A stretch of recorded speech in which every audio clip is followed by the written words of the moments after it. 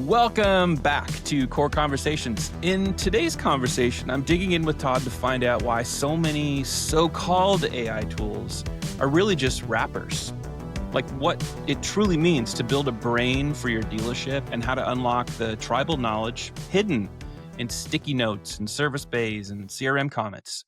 Whether you're a dealer principal, a general manager, someone leading digital transformation at your store, this episode will challenge you in how you think about automation and intelligence and the very role of technology, especially with AI and everybody talking about it in your dealership operations. So let's get into it. Todd, Awesome. how are you today, first and foremost? First off, it's Friday. I'm doing great.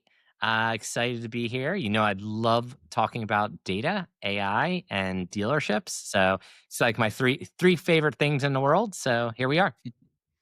Love it. I know you've been super active, been on the road, talking to lots of dealers. So I love that because it makes these conversations even better because you're getting so many opportunities to talk with the folks that are out there really making it happen every day. So the place I want to start today's episode with is around how vocal you've been about the difference between AI wrappers, right? Just something wrapped around the AI and then real intelligence systems, especially you comment on this regarding the automotive. And so I'm hoping that maybe you don't mind breaking down some of that for us. What's the core issue with how AI and a lot of it is just packaged and sold today? Okay, let me unpack that. Unwrap Literally, it. let me unwrap it for our There you go. conversation. So, look, there's nothing wrong with wrapping something around a ChatGPT at all. What you're seeing to me is the basic stuff, generative AI, right? I write a question or prompt, or I give it an email and I say, now write the response to that email. So very easy. That's kind of, if you think about it, I have an email or text in my CRM. It then comes in, the wrapped AI looks at it and goes, I can respond to that. And it writes a response, and you can then send it back to the customer through your typical workflow and process, right? So a little bit of automation. So generative AI, very simple. You can stand up something really fast.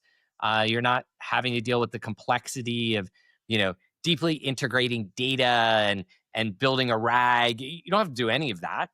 All you're doing using generative AI as a wrapper to respond to text inputs. Now, or it even could be voice, right? Doesn't matter. So it gets it, it understands enough that it can respond to it. And LLMs out of the box are pretty good at that. Now, you could add nuance to it, give it some guardrails to be more specific, let's say around Toyota.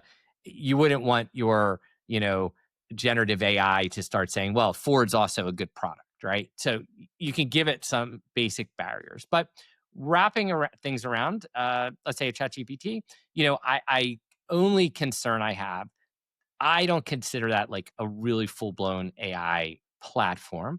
I consider it an AI plugin, which is fine. But in the end, dealers are going to want to own that underlying data, and dealers are going to want to own all the outputs. And when you send it up into the generative wrapper, you kind of lose what is going on. So that's what I look at when I think about the wrapper in our space versus thinking AI as more infrastructure. And it's funny, I responded to someone, and if you give me 1 second, I will find my response that was very Yeah. specific about this. Yeah. Let me Yeah. find my response. So uh, Absolutely. my complaint was, I said, yes, you can use wrappers, or you have to look at AI's infrastructure. And when I think infrastructure, I think, hey, I'm going to stand up, and I wrote like an instance of taking Claude. I'm going to take Bedrock, like AWS Bedrock, build out the infrastructure, clean the data, organize it, enhance it, go through that whole process. And the idea is once you do all that, then you could hit the model in the back versus, you're just put a text input and hits the model direct, which you don't want because of PII and other things. So when I look at where we're at today in the world, a true AI brain is very different than a generative response. So when you think Mhm. AI brain, think all your dealership data, think everything organized around your dealership data, and then that data has been trained, or you have training that runs over that data. So it has a deep contextual understanding of how you operate, and then can give you insights with inside your own data. So we're doing very different things. You're serving different masters. And I think a lot of what I've written recently, we're seeing a lot of the generative wrapper AI tools in auto. They're easy to do. Mm. It's not that they're bad, they're good, but it's not deep software development. And that's okay. But there are levels of differences of what AI is and how it's being deployed. And I think what I've tried to do is show those differences between just a generative AI wrapper tool and something that's more deeply embedded in all of your data, that understands context, can give you valuable insights from your own intelligence. So, Mhm. Yeah. And I'm glad you're speaking so much to it because I think for probably people like you, it's like I kind of get this question or this kind of comes up from time to time. But I think broadly, we still see a whole lot of people that don't even understand the importance of understanding that it's okay. Like just like you're saying, like it's not that it's a bad thing if you have some AI that's a wrapper around something, but there are some points of distinction that you are going to want to know probably before you make long-term commitments or any decision whatsoever because there are differences, and that's why we love to have these conversations and get stuff from you because you're at the tip of the spear. You recently said that a clean database isn't the finish line, it's the starting point. And that, along with a lot of your content that I myself consume, that stood out to me. I think it did to a lot of you, especially the dealer audience that looks at your content. In your view, what's the difference between having clean data and actually putting it to work intelligently? yeah. So when I wrote those fine words, um, the realization I think a lot of people, you know, you have to break everything down into steps.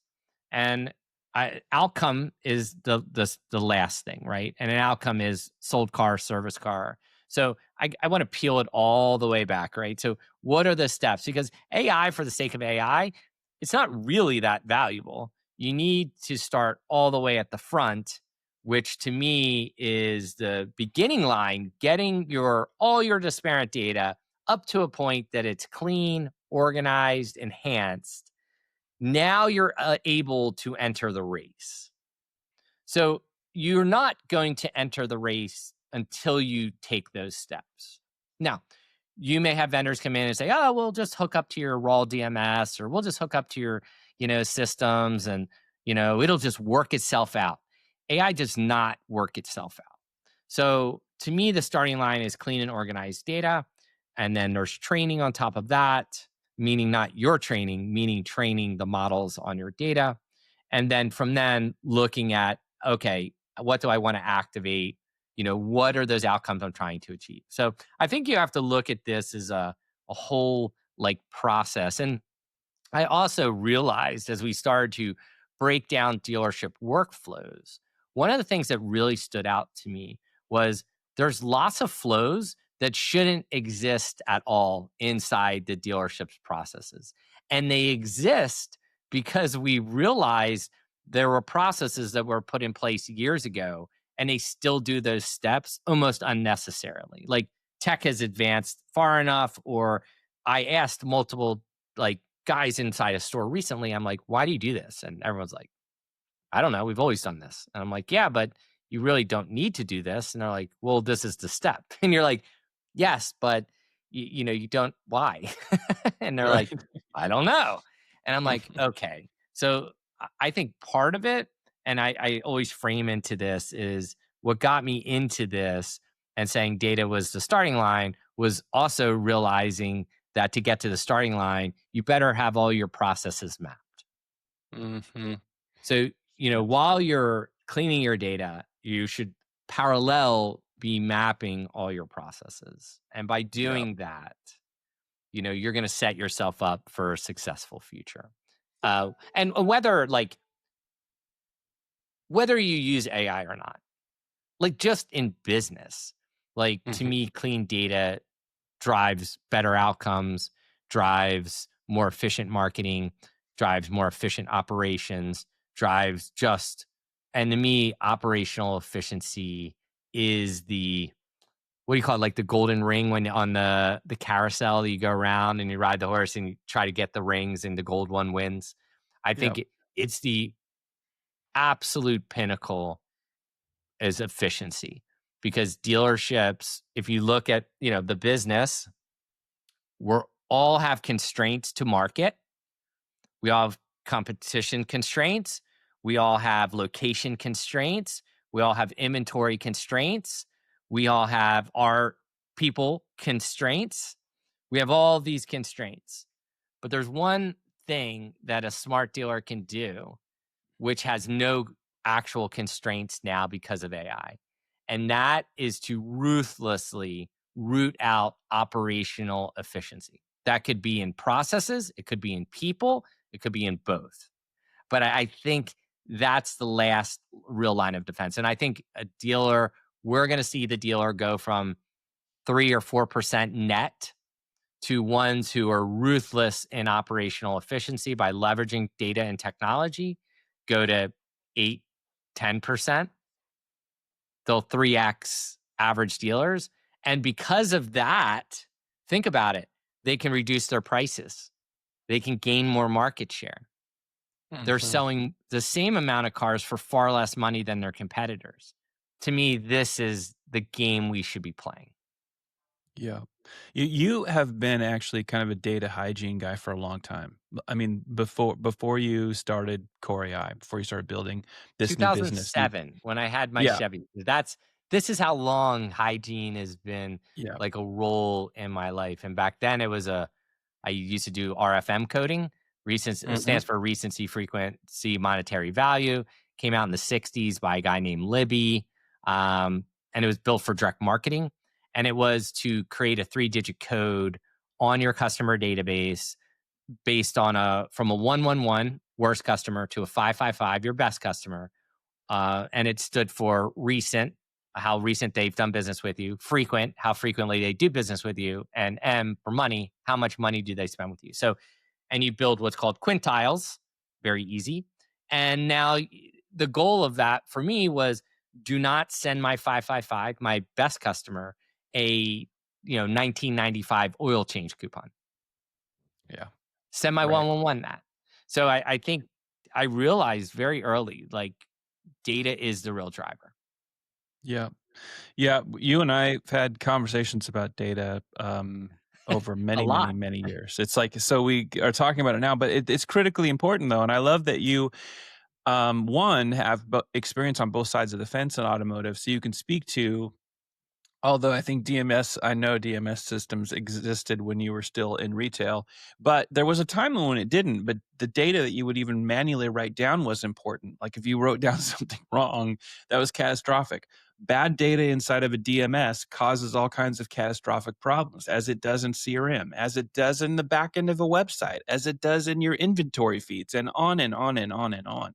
And so you've really been a champion of it for a very, very long time. You've also been a champion of something here now in the AI era that we're in that I really like. And you post about this from time to time. Somewhat recently, another one of your posts was you were breaking down your personal automation routine, I believe. Yeah.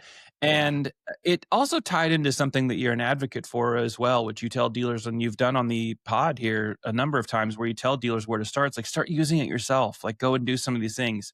And it made me think that that post was a really good example of you sharing your own personal automation routine, how even something as simple as, like hidden failure points.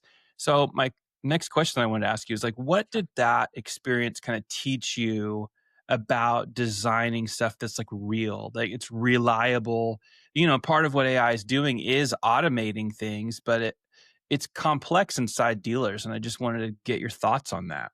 Yes. This is why I think mapping workflows, like outcomes, are so important and working backwards because you have to eliminate the complexity. The more complex the connections, AI, and steps needed to complete something in, let's say, an agentic workflow, the less likely it is to happen consistently. So for me, my again, I feel like, and I write about rolling up your sleeves and doing these things yourself because it's super important. You'll never understand what to buy, how to buy, what you're even buying if you're not really applying these things in your own life. It would be like buying a website package, but you've never seen a website. Like, it, and I'm sure it's happened, but I feel like educating yourself changes your perspective of what you're interacting with. So for me, yeah, I posted a workflow, which honestly you would think is a simple workflow. Everybody who does meetings anymore on Zooms or anything has a personal, uh, assistant that's recording it, right? Fixer, I like Fixer.ai. Use another one called Fellow. There's another one, Otter. There's another one called Read AI. I mean, take your pick. There's a sea of recording tools today. So mine was, okay, I want you to record all my meetings. And then I want you to take the recordings and the transcripts, and I want you to put it into a Google Drive folder every single day. And then I want to build a custom chat prompt to go and take all those transcripts, load it against the prompt, and give me a end of day CEO, like chief of staff summary with things to do, things to be worried or concerns, like broken down into a multitude of different areas. So I was like, oh, this is no problem. I could whip this out. Yeah, whipping that out was not quite that easy. And you would think that sounds like a pretty easy workflow. So for a fixer, they didn't have an API. So I had to build something that logged in, scraped the data off the web page, drop it over into my Google Drive, and man, that scraper kept breaking. So, hence, I had to go look for a different solution like Fellow that has an already built API where I could go grab that data automatically and then put it in. And I use another thing, Limitless. Seen the little like pin, like Plod, right? And I use one, Mhm. and I built the same workflow very similar for that because Limitless does have an API. And I find that I went back in and I was like, okay, how can I do this, get my outcome with less steps? And I'm constantly challenging the AI to give me feedback. Like, how do I reduce steps to achieve this outcome? Because the less steps, more stable it is. More stable it is, more consistent outputs, it becomes more usable. But if it's so fragile, then you end up going in and fixing it all the time. And I get a blank CEO recap one day, and I'm like, what happened? I was like, oh, failed to go grab the transcripts. So, I feel like it takes a lot. And I think you need to do that yourself to understand the type of technology you're buying today because it's not plug and play. You're not buying a product, you are buying a new brain that's going to work and collaborate with you. And it has to learn and it takes time. And if you want to do all kinds of things like a very complex workflow, you better rethink the workflow first to break it down to absolute steps before you would ever even think about applying technology to it. You just said something that just reminded me of a phrase that you use, like it's the brain, right?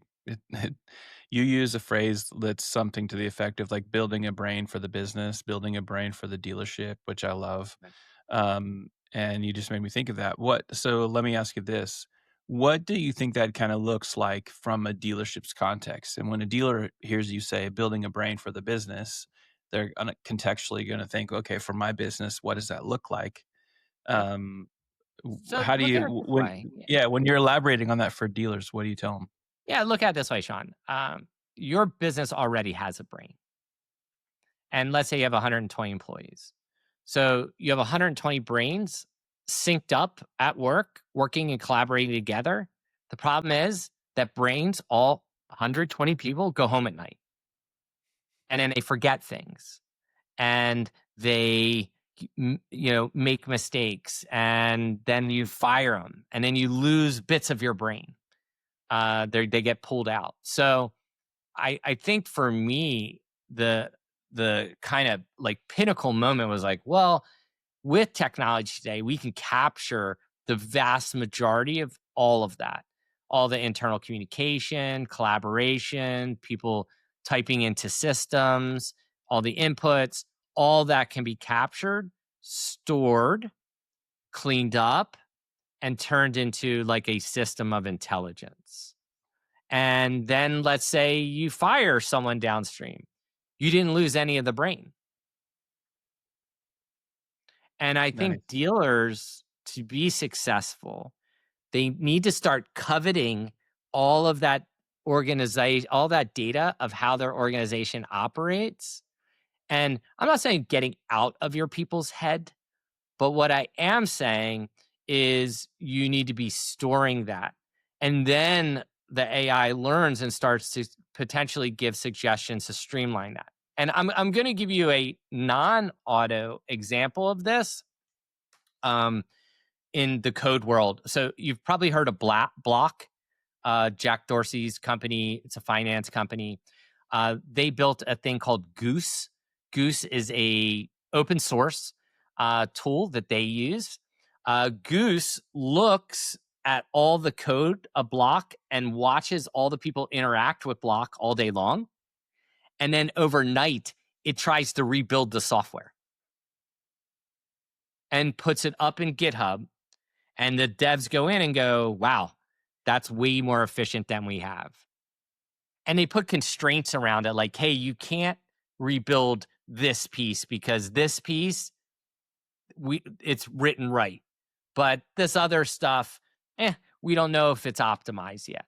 So it's Hmm. constantly going and trying to rebuild it.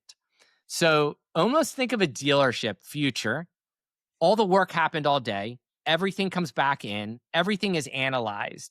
And it completely rechanges workflows for tomorrow based on what it learned today. I know this sounds absolutely insane, but we are absolutely heading here right now. And we have this insane scale ability that I can capture all the human interactions and knowledge organizationally, and I can process that within minutes. We've never been able to do this, but because of the power of LLMs and pattern matching and being able to do analysis over huge amounts of data and subsets of data so quickly, it's changing our business. So processes could be optimized constantly. And as we optimize it and remove steps and simplify things, we'll deliver better outputs for our consumers, more financially efficient, and ultimately operate more organized and efficient, creating better experiences. And I mean, that's a great outcome. It does sound insane, but it's also exciting. Listen, There we talk there's a about it internally at Core because we're like, is there a point in our near future where our entire platform is not the data, but the UX is completely eroded to nothing and then rebuilt overnight by all the interactions of dealers and things they're asking of their data? Does it rebuild itself every single day? And I'm like, why not? You use Bolt, I use Lovable. That's Mhm. kind of what that is. We could go Yes. rebuild something within minutes. Well, let's say 10 or 15 minutes based Yeah. on token usage and plan you have and how Mhm. fast it gives outputs. But we can scaffold up and down really fast today. Whether I want to redesign a web page, redesign an efficient process, if I have all the data inputs of that, what's going on, let's say a good example, we just signed a dealer group, Dyer here in Florida. And Will, one of his ambitious things, which I love, He records all the F&I conversations. Cool. So if we take all that and we now understand the process, because you can hear what people are going through, and now take all that, roll it over the AI will start to figure out the efficiencies. Hmm. And then the Hmm. AI could be smart enough, I believe, at some point, if I know, okay, I mapped that when I see a persona, this persona type of Sean, you, these are the products I present in this order to get the highest penetration rate. But now when Yeah. I see Todd, who is different persona, you present the products in this order to get the highest penetration rate. It's I'm telling you, like, incredible. this is like right, like we're right at that point. So we, obviously love when our dealers bring us these things because we're like, we don't know if it's possible, but let's do it because Yeah. we're students. That's why I am far from an AI expert. I'm far from a data expert. But what I am is willing to keep trying and pushing till we figure it out. And my team is all of that. That Hmm. we are just students of the game because the Yep. game's changing. But I feel like that was like a good example of, man, what can we uncover? Or does it also kick back coaching moments for the F&I guy? Hey, Hmm. the customer said this in this conversation. Here's an alternate way that you could have changed to make a better outcome. Hmm. And Yeah. again, I don't know, but I believe we're driving into that. So I think there's value on both sides of that, both for an F&I manager as well as what you could do in efficiencies with the consumer side of that. yeah, And, as I listen to you, I just have a million things going off in my mind. One, I always appreciate actually that your approach to all of this, um, whether intentional or not, that you're humble enough to say, really an enthusiast. When you did a guest instruction during the AI cohort during the summer that Brent spearheaded. I don't remember if it was you. Somebody coined the phrase of we're not calling ourselves experts. There is nobody to like tomorrow. You won't be like so. But somebody said, but we are very much AI enthusiasts. We're very like we're learning and we're at the front and maybe we're gobbling up more education than others. Okay, great. But yep, I think that's really important, just how you anchor yourself. But as I'm sitting here listening, I'm thinking the dealerships now have the ability to almost have it's a little Marvel, it's a little Iron Man, it's a little Tony Stark, but to have their own Jarvis.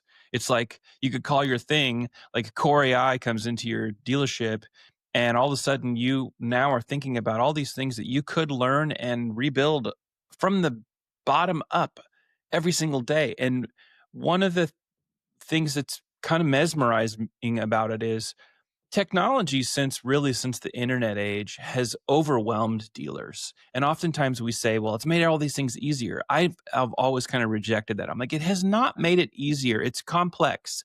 There are efficiencies in things, but there's been so many disjointed things, and we talk about them a lot. Dirty data, systems that don't talk to each other, things that don't have APIs. So like there's just all these breakdowns that could happen. But now we're at a time where all of this stuff can come together in a remarkable manner that leads me to something I want to ask you about now because I think it's relative. Think about the notes that people put in CRM or don't put in CRM. Think about things that you learn off of service tickets or ROs. Think about all the different customer feedback that comes in. Some captured, not some. It's just, hey, the GSM said, hey, I saw you talking to this person in the checkered shirt earlier. What was the conversation? And they handwrite notes. Whatever that is, there are so many points of data and information that can be basically funneled into a feedback system that's much bigger than most dealers realize, like actual insights to, like you're talking about, efficiencies, profitability, who's really ready to buy, who really would like, let's leave them alone for 35 days. In your right. opinion, how close do you think most dealerships are to being able to utilize that type of intelligence? And for the ones that aren't, what do you think their roadblocks are? Okay. I think that most are still pretty far away from being able to do that. I think like I can tell one like Scott Falcone at World, one of our partner dealers, like he just gave all the employees Chat GPT like paid accounts. Mm. So that's like 12 or 15 grand a month, right? How many dealers are doing that? Not many. Right. But he also then created guidebooks for every position and how to use AI in that position. Mhm. Okay. So, and the whole concept here is how do I build that collaborative partner? How do I use this as a collaboration tool so I'm better, smarter, faster, more efficient? Right? Think about outcomes. Again, always outcome based. And I think Scott on this journey will figure it out first. And, he's but one of the few that are making that commitment into doing this. Um, and I was like, wow, that's a really like novel thing. So I also think though, do dealers adopt this strategy or does technology just almost usurp them and wave over them? And what I mean by that, like we are heading pretty quick, and we talked about this before we went live, where using voice to communicate to these tools is real. We could do it right now. We could pop on ChatGPT. I could talk to it. I could collaborate with it. I could say, "Hey, take all these notes," um, and mine will remember it, right? And I think about things today. Well, when we talk to something, we actually are usually more clear than when we write it. And it's really weird. Like it's I think something like it's a brain. We've had voice far longer in our species than we've had typing things down. Now, when we type things down, we kind of try to curate it and think through it a little bit more and like we do it. But when we have natural conversations with things, I think we can get to better outcomes faster. So I don't think we're far where it's just, maybe I'm not typing notes in a CRM. Maybe I'm just like, hey, Sean was in today. He still says he's got a week. He's got or this going on. He's waiting for his wife to get back from a trip to make the decision on are they trading his car or not. Like I could just literally recap the conversation I just had with you. And then I don't need all of that. That could be broken down into the key elements and then a GBT could be built to go, okay, next steps, auto create this. Next step, this is how you're going to, when you reconnect with Sean, this is what you're going to talk about next. You know what I mean? Like, I think Yeah. we're close technologically to do that. I think our problem is our industry is still stuck using a lot of old disconnected tech that is not enabled to do these things. And that's why I said, I think the tech might go right around the auto industry. And then the dealer's going to have to make a decision to start using some non auto tech with inside their space. And I think for us at Core, our goal is just help dealers connect to that tech um, and use globally best in class tools, not necessarily automotive specific tools. Mhm. Good stuff. I got one other question I wanna ask before we wrap Sure. this episode, and that is I'll take you back a little bit. So, let's just say a dealer principal or a general manager is listening and or watching, probably watching because 'cause we're super entertaining and great to look at, so Love it. Wink, wink. But listening or watching, and they're now bought in. Let's say like, okay, I get it, and they at least to the level where they're like, I want to make my dealership smarter. I want that intelligence. I want this brain.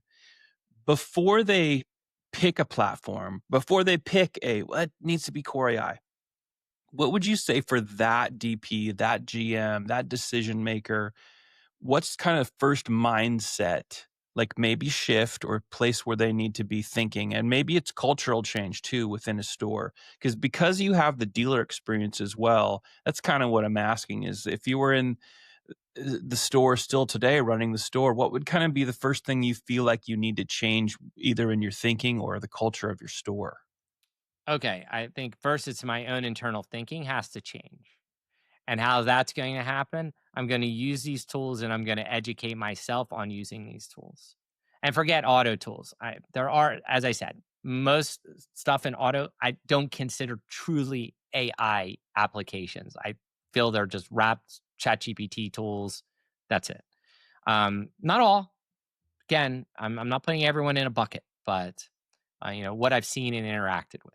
So that Mhm. being said, I feel it's personal education is one, and then I think it's my close, tight managers bringing them into what I've learned and sharing with them and showing them how they can use it and watch this learning happen.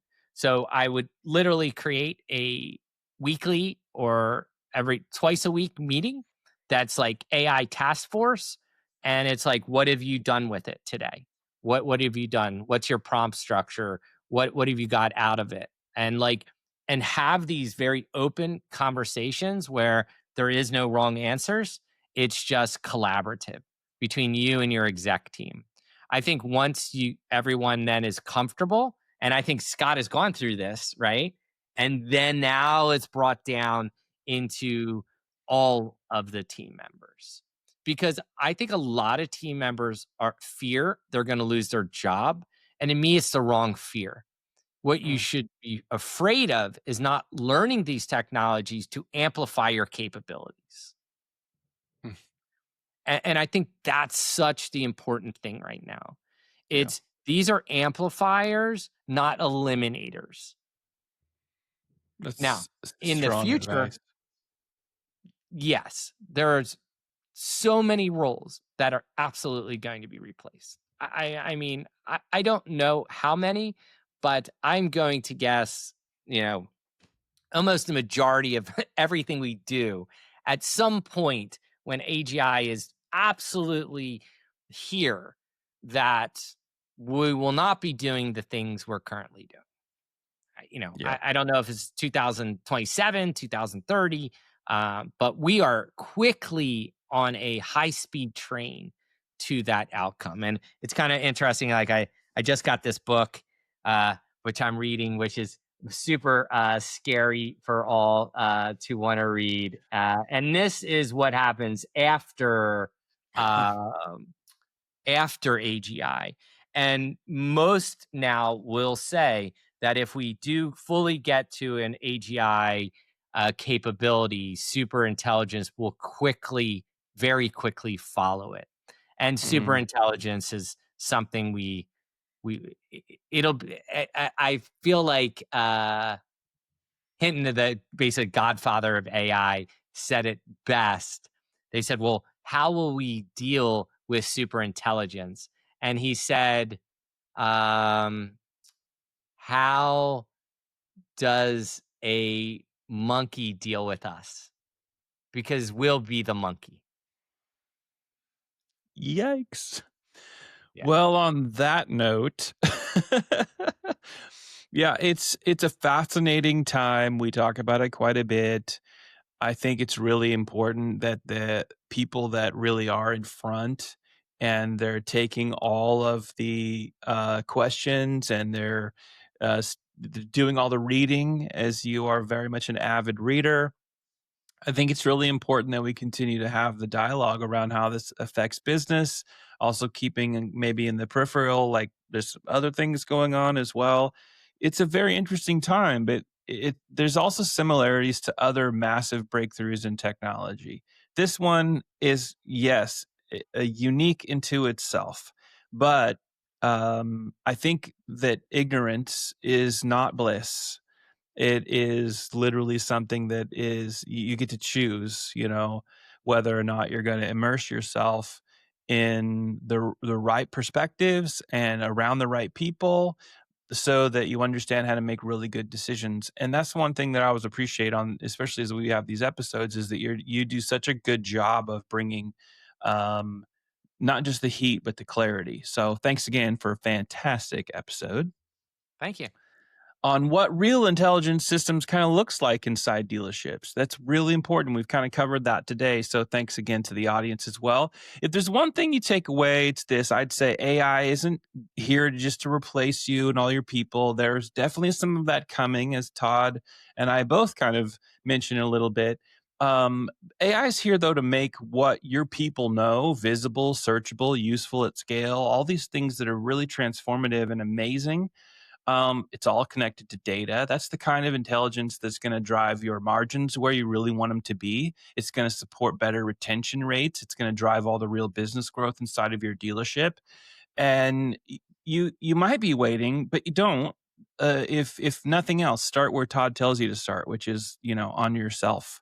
Start educating yourself. If you enjoyed the episode today, well then, hey, especially if you're in the YouTube environment, subscribe to the channel, share it with somebody in your network who's serious about really what they're trying to do in the future with their dealership or their dealership group. If you're not following Todd on LinkedIn, you are absolutely almost, I should shame you because you should be. I won't do that because we love you and we appreciate you guys tuning into the pod. But Todd is an absolute must follow on LinkedIn because he abundantly shares long form written articles, posting every single day, video content. You'll see chopped up pieces from the pod on there all the time. So, and then if you're ready to start building the brain for your business, well, you know where to find him. It's at QoreAI.com, and that's QoreAI.com. To the audience, thanks for listening. We'll catch you again really soon, right back here on Qore Conversations.